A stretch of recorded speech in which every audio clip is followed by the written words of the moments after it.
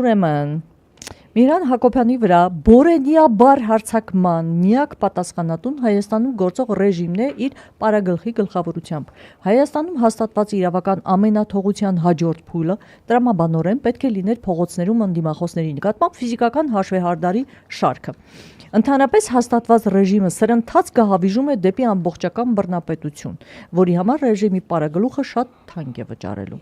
Այսօրվա արևմտյան համերաշխությունը ռեժիմի բորենիություններին Սայրանի սրի տրամաբանությամբ մի գիշերվա ընթացքում թեքվելու է հենց ռեժիմի եւ դրա պարագլխի դեմ։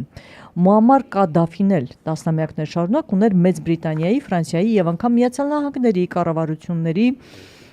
աջակցությունը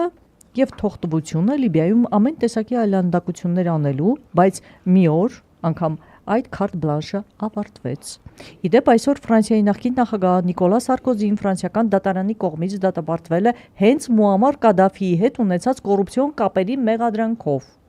Առավել քան վստահ եմ, որ Հայաստանի պարագայում եւս արևմտյան քաղաքական կուրության պաշարը մի օր սպառվելու է եւ այս օրերին մեր երկրում տեղի ունեցողի բոլոր մեղավորները կանչվելու են պատասխանատվության։ Իմ զորակցությունն եմ հայտնում Միհրան Հակոբյանին, վստահ եմ, որ հարձակումը բորենիաբար, թիկունքից, հանկարծակի եւ մի քանի հոգով չլիներ, այսօր ավելի մեծ վնասվածքներով կլինեին տվյալ հանցագործությունը իրականացնողները։